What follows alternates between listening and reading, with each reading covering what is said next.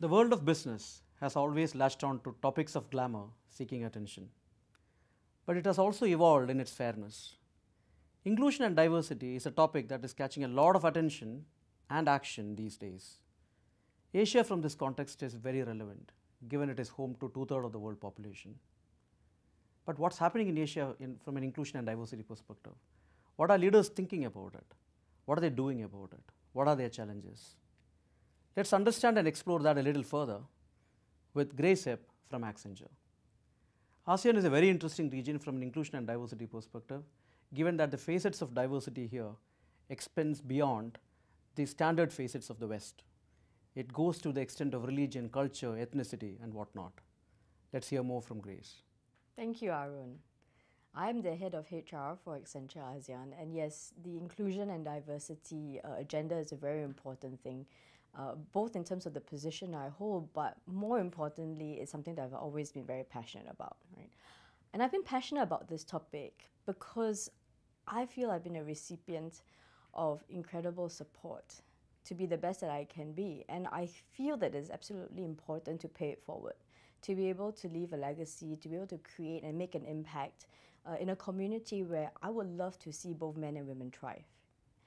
For me, inclusion is really a celebration of individuality. It is about the fact that we all have very different strengths. And if we are able to come together where the sum is greater than its parts, to me, that is true inclusion. And in today's world, if you think about the power of diversity, for me, it is about experiences, it's about different skills, it's about different perspectives, all coming together to create great impact. It is time for us to turn a blind eye to things like nationality, skin color, age, male, female. There is so much more than that. And I believe that we can see when there's true inclusion. I think that if you're able to look into the eyes of a team member who is a minority in your team, and he or she can tell you, I feel supported.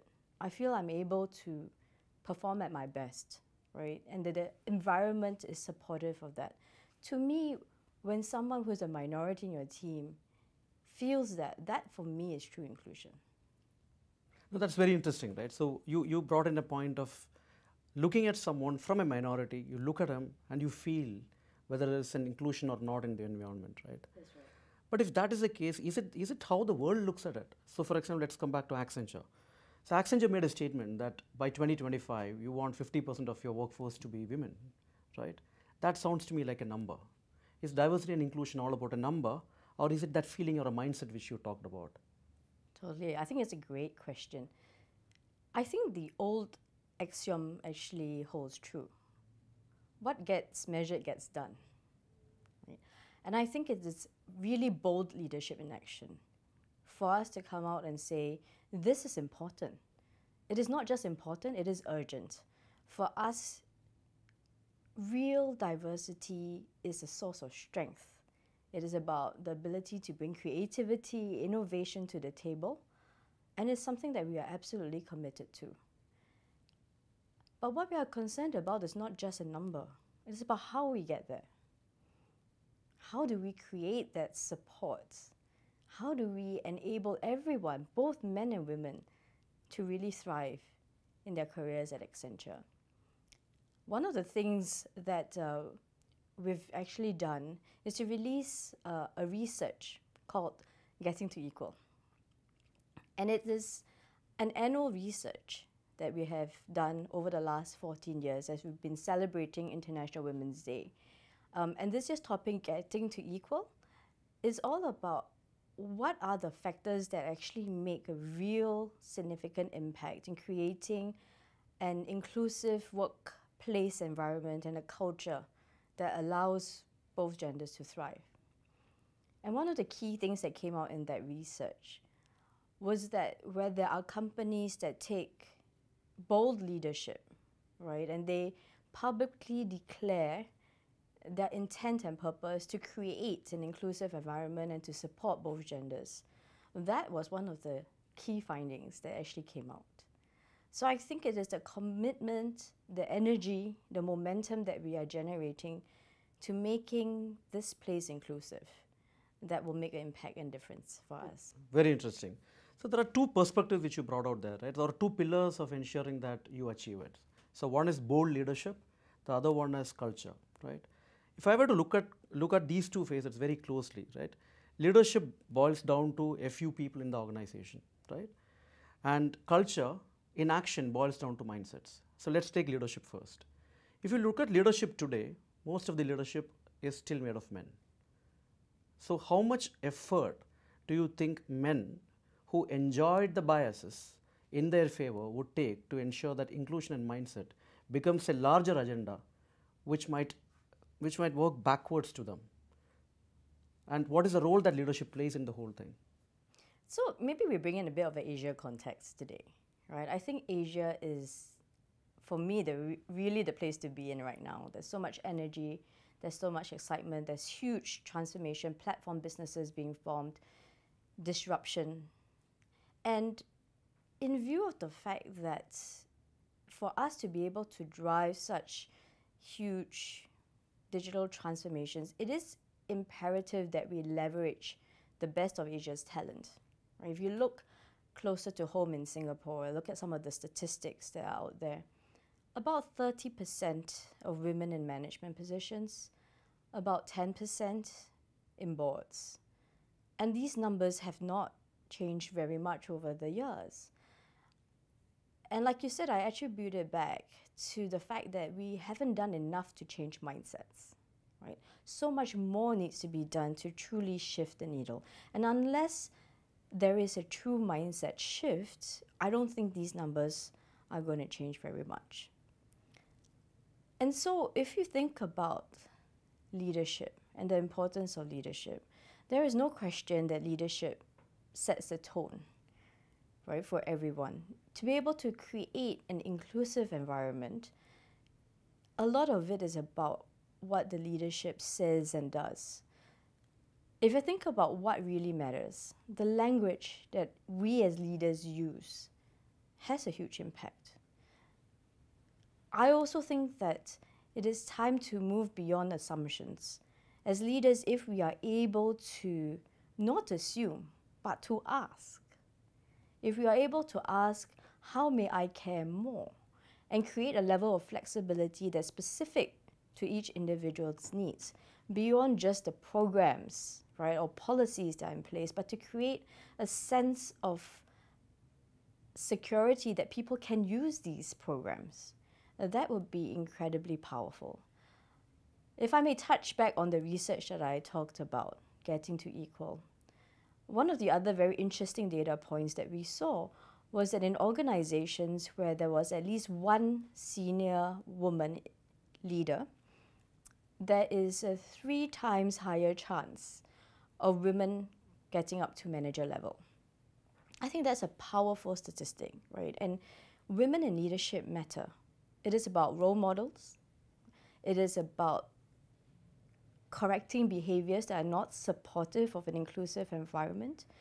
It's about bringing different perspectives to the table, changing the way decisions are being made, having a different voice. So I think it's incredibly important, especially in Asia, that we support, women who are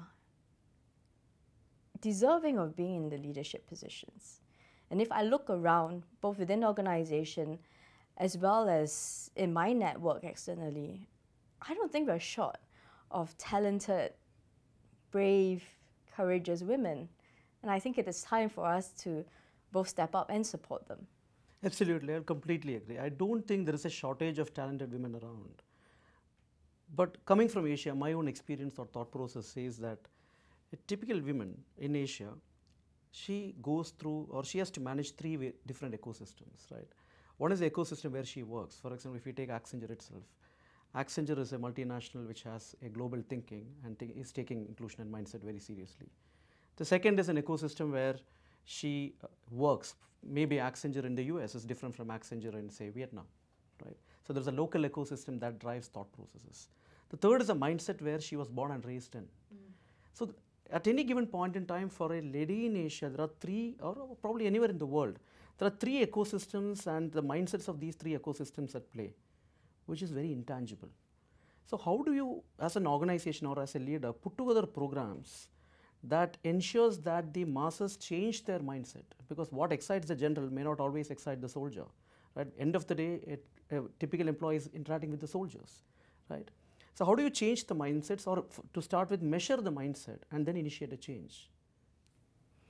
I think that there's a lot of questions at one go, but I think it talks to perhaps the second big finding I think that showed up in our Getting to Equal research, and that's about organizations taking comprehensive action, right? And I'm very proud to be part of an organization that does that. If you think about mindsets, and I agree with you, programs are as successful as the mindsets that they change. And in the space of inclusion and diversity, there are many different sort of mindsets to change. It isn't one single mindset. If I think about empowering women, right, it is also about giving them the confidence and the assurance and the support that they can go as far as they want to go, that their potential will take them. I personally have been a beneficiary of some incredible leadership development programs. Actually, I've had three. One was a women's leadership development program. One was a global leadership development program available to both men and women, and there was another leadership development program specifically for the ASEAN countries. And I learned different things about being ready to be a leader. And I can still remember very clearly in the Women Leadership Development Program, 2 insights and 1 decision, which I feel made that program very impactful in changing my mindset. One was the fact that I felt that I was already capable to do more than delivery. I could do sales, because that was what I was doing all along every day. And the second thing was the confidence that I have strengths that are worthwhile to bring to the table. And I remember walking out of that program saying to myself, I think I can be a leader in this company. I think I can be successful. And I think the environment was conducive for a lot of us women to develop that confidence and that conviction that we could be successful leaders in Accenture. Just as in a global sort of leadership development program, we were open to leadership, global leadership. We were collaborating across countries. We all do different things. So I think when it comes to programs, it is important to be clear about the outcome that you're trying to achieve. Some of it could be shifting mindsets of women. Some of it could be shifting mindsets of men. Sometimes it could be shifting mindsets of both genders. Right. And I think that's important, to have that comprehensive view that different initiatives are targeted to deal with different parts of shifting mindsets. I think the other thing that I find very interesting, and I think you would agree with me, is this concept of networks and the importance of networks in building your career and in leaders. I think you shared with me in the past as well that a lot of the research that TrustSphere has done has demonstrated that while men and women typically start out building networks in a very similar fashion, right, somewhere along the lines it changes, doesn't it? It does. Right? I think we mentioned a bit about the fact that men seem to be better at building skip levels, right, networks and relationships. And somewhere along the line, women stop doing that. And I think those are very, very powerful insights. And that's where analytics has a real place to play into this. And again, if you look at the fact that we are aware of these insights, we provide support to our women. Right? We have about 100 different networks across the company that allows women to create and build these networks. We have a digital platform called Accenture Women's Network that allows people to connect, share challenges, get support. And it's not just internal networks, right?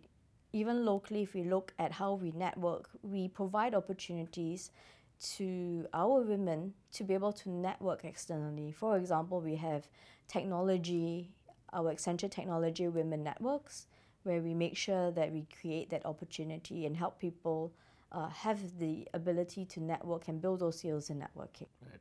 It's very, very interesting. So it sounds to me that you're doing two things, right? So one is you're pulling up a mirror and showing men and women where their networks are, what is their social capital, right? With the presumption that if you have an extended social capital, obviously your potential to grow in the organization increases. So that's the first. The second part is you're creating a conducive environment, I would assume, for women also to expand their social capital. But how are women taking it? Are they responsive enough? Right? Because many of them might be coming from a very conservative background, right? Where building a network beyond your work network may not be taken well. But if they are shown that you have to, how are they taking it, and how are you helping them change their mindsets? And I think that ties in very nicely with the power of analytics, right? And I think the power of analytics, the way I see it, it is about a very sharp surgical knife that is able to cut through a lot of things and to provide actionable insights that people can actually take targeted actions. I have to say that from my experience, a lot of women have stepped up. And to be honest, a lot of men have also stepped up, right, to provide their female colleagues, co-workers, the ability to be successful as they need to be. And in the space of networking, I have seen actually quite a number of very successful events where we've brought both men and women together and to provide that opportunity to be able to build those networks internally and externally. But back to the point on analytics. I think analytics has three things that are very powerful. One is the clarity that that data brings to the problem. The second thing is about the ability to target and have clear actions. And the third is consistency. Right? And I think we are very fortunate today that, in the space of analytics, a lot of these applications are now being put into the world of people analytics. Right? And it is an exciting time where companies can start to think about how they use data differently to change the conversation on inclusion and diversity. And if you think about what we are doing at Accenture, and let's talk about perhaps talent acquisition, it is really important to make sure that we remove structural biases, right, from the recruitment process. And what we've done recently, last year, is we rolled out across ASEAN a new sort of assessment process as part of recruitment. And in gamifying that experience, right, we created a fun experience in 12 games in 20 minutes. Right. And we've actually used real data, right? And this was no longer just looking at a CV, but really understanding an individual's potential. And having back tested the assessments to make sure that they are gender bias free is an important part of putting this assessment together and rolling it out. And to me, the data now gives us a lot more appreciation of an individual's strengths and the likelihood of the individual being successful in a company like Accenture and the roles that we choose to put them into. Right. That's very exciting because I personally believe that bias starts at the zero moment. Right? So wherein if you have an existing system which seems to be working, there might be inherent biases in that when you look right from the time you scan a CV to look at universities to recruit from or put together an interview panel who already might have a bias without they themselves knowing. But end of the day, Accenture or any organization has a business to run where the business gets measured in terms of its balance sheet. So how would you tie these programs which you are running to reflect well in the balance sheet, or how do you establish a causality of that? Or is that a thinking which you are in the process right now?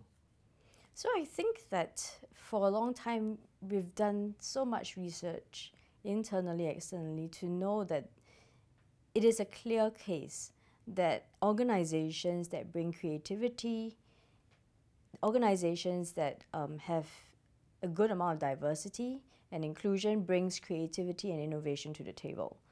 For us, that causality was established a long time ago. Right?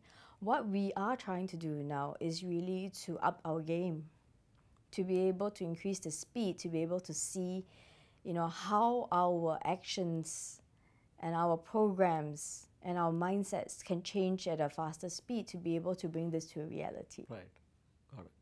So I would like to shift gears a little, right? And I would like to understand more about what do you think is the biggest difference in Asia when you're leading an inclusion and diversity function compared to, say, in the US or any of the Western part of the world where this topic has been discussed far more than in Asia? I think we need to create open, safe environments for these conversations to happen. And that takes some work. I think that when there is an ability to have open, compelling conversations, when people choose to adopt a growth mindset to this topic, of which leaders do need to step up to demonstrate that to me will spark huge change. And I think that in the past, perhaps this is an area that we haven't done that much of. And I'm proud to say this year, as we celebrate International Women's Day in Singapore, that's exactly what we're trying to create, right? A safe environment where people, both men and women, regardless of their level in the organization, can come together and start having open conversations, listen to different perspectives, and recognize that each of us have an ability to champion change, because we believe that inclusion starts with each individual. And in each of our sphere of influence, we have an ability to stand up. When we see something that's not right, we have the ability to support, our fellow colleagues, support our teams, right? And it's a choice that we each individually need to make. And if we can create the environment where people recognize that their voice matters, right? And that leaders are demonstrating that visible commitment to it, I think the conversation will and can change. Right. So what has been your biggest challenge in doing all this? The biggest challenge, perhaps, is thinking outside the box and perhaps trying something new and different in terms of, bring analytics to the table. Because I really believe in the power of analytics to really change this conversation.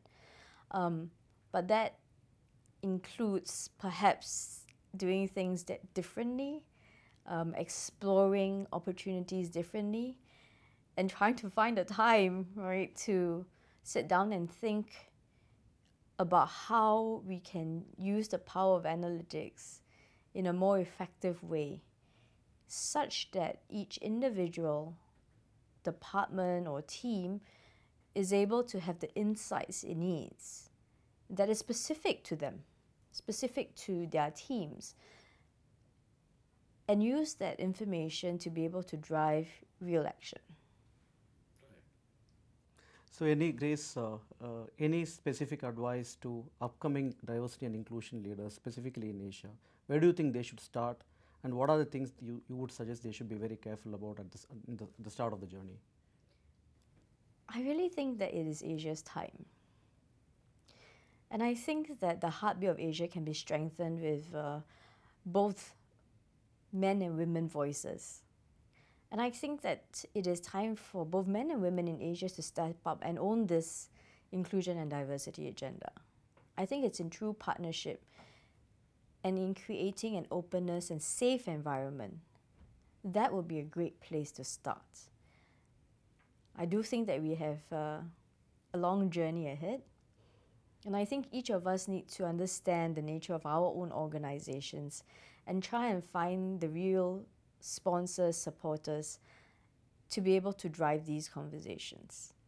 But more importantly, I think that in creating an inclusive environment, helping each individual be able to feel their best in the organization, bring their best, I think that is an important piece of the puzzle that will really drive this conversation of gender diversity forward. Thank you, Grace. From whatever I learned from Grace today, bold leadership, mindset, and technology seems to be the three pillars of inclusion and diversity. As communities and business evolve to having fairness as their fundamental fabric, inclusion and diversity is not a good to have, it's a must have, something which we owe to the future. With leaders like Grace and the advent of advanced technologies like people analytics, the future definitely seems bright, but we have our role to play. Interesting times.